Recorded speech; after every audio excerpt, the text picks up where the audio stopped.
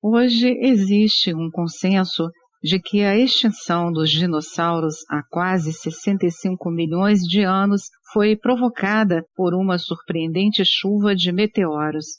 Esta constatação abriu espaço para a importante e explosiva evolução dos mamíferos, que já estavam presentes, mas não como personagens importantes, e que mais tarde levou à evolução do ser humano.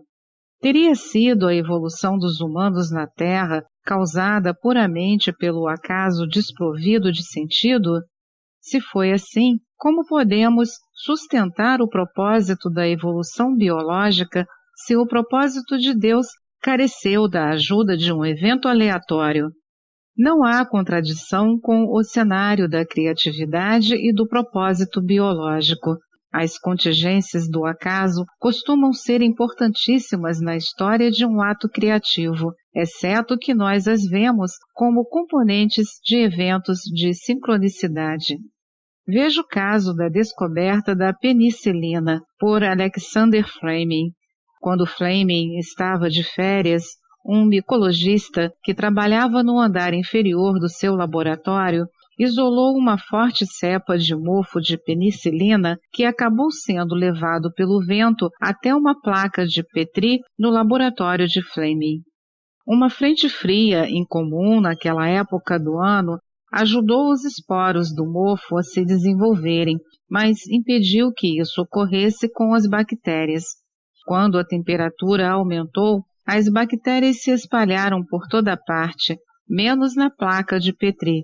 A mente de Fleming deu um salto quântico na forma de uma pergunta.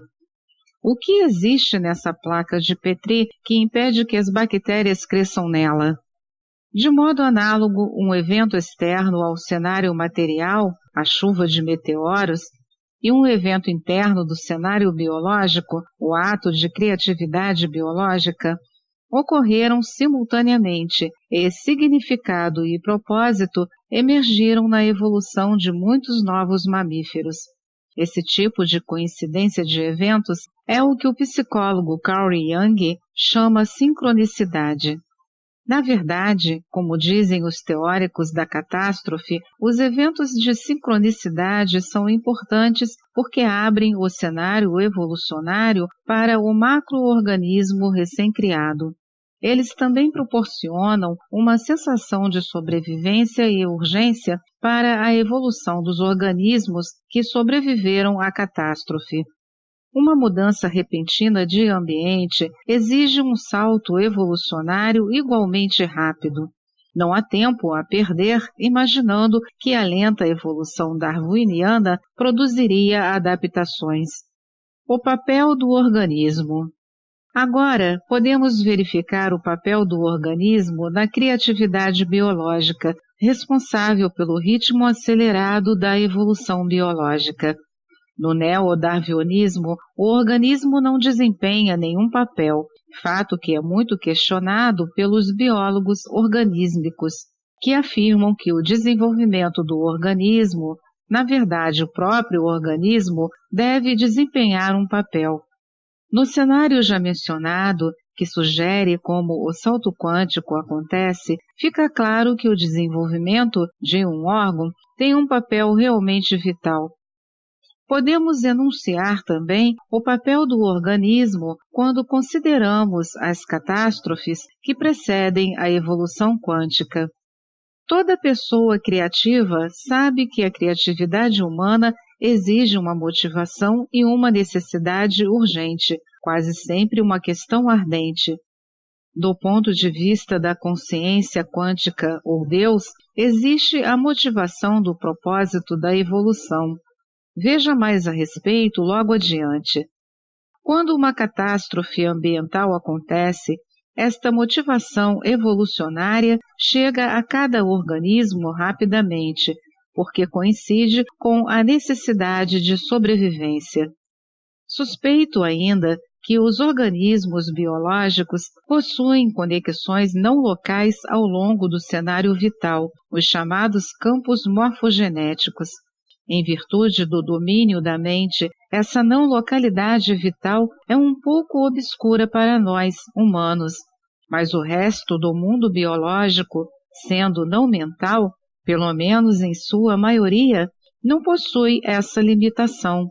Assim, essa conexão não local do corpo vital atua como uma consciência da espécie, um ego generalizado da espécie. Creio que é esta consciência da espécie que deseja a evolução em resposta às rápidas mudanças ambientais, e a consciência quântica / Deus reage a este chamado evolucionário. Vinculação com o neodarwinismo. O que acontece entre os saltos quânticos da evolução quântica? É fácil verificar que o lento mecanismo darwiniano é suficiente para acompanhar lentas mudanças ambientais. Lentamente, forma um conjunto de genes já adaptados ambientalmente para toda a espécie, um conjunto que agora pode lidar com as necessidades de adaptação da espécie diante de mudanças ambientais periódicas, sem a necessidade de desenvolver novos genes. Perceba ainda que os saltos criativos expressam uma gama de novos genes. Em alguma combinação, esses genes formam órgãos específicos. Porém, um gene pode ser, e é, usado em mais de uma combinação e em mais de um contexto. Desse modo, fica fácil verificar que os saltos criativos da evolução também contribuem para a formação cumulativa do conjunto de genes. Na criatividade humana, a capacidade de adaptação às necessidades sociais, inventando novas combinações de velhas ideias, é chamada criatividade situacional, diferente da criatividade fundamental da descoberta. Logo, o modelo darwiniano da evolução pode ser compreendido como o caso especial da evolução criativa, envolvendo a criatividade situacional.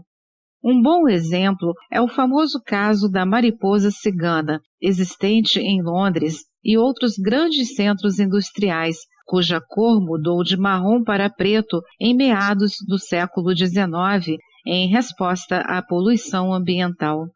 O gene preto já estava no conjunto genético.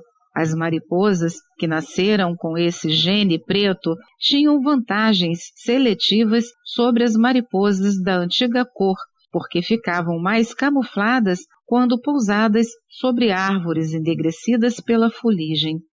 Por isso, as mariposas pretas sobreviveram aos ataques de aves predadoras, enquanto as outras não.